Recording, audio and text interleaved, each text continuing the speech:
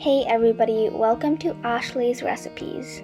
In today's video, we will be making this delicious snack that is a great, healthier alternative to an energy bar, and it tastes just as good.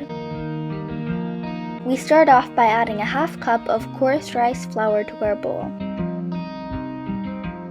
Then add in a half tablespoon of sugar.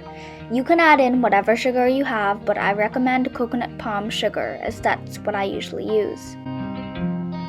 Next, add in a pinch of salt. Then you mix your dry ingredients into one mixture.